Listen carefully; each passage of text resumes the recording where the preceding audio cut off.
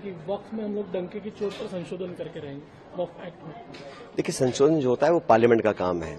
पहले बिल लेकर आए, विड्रॉ करना पड़ा, कमेटी बन गई, वो भी काम नहीं कर पा रही है। तो ये पार्लियामेंट में कुछ काम कराना कोई कुश्ती नहीं है, वो तो एक चर्चा करने के बाद बहुमत के आंकड़ों के आधार पर कुछ चेंजेस होते हैं। जो प्रावधान वो लेकर आए हैं उसमें बहुत कुछ ऐसा है जो काफी दल और नेता उससे सहमत नहीं है, तो चर्चा करना पड़ेगा। लोकतंत्र का मतलब ये नहीं है कि आप जबरदस्ती किसी को फोर्स करें। एक संवाद हो, चर्चा हो, अगर कुछ सार्थक निकल कर आता है उस पर चर्चा हो सकती है।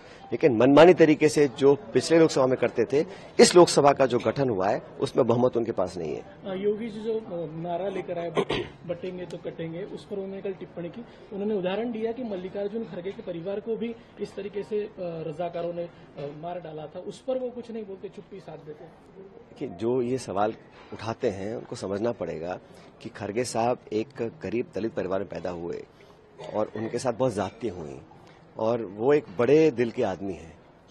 उनके परिवार ने उनके परिजनों को मारने वालों को अगर माफ भी कर दिया तो क्या इस देश के लोगों ने महात्मा गांधी के हत्यारों को माफ किया है क्या?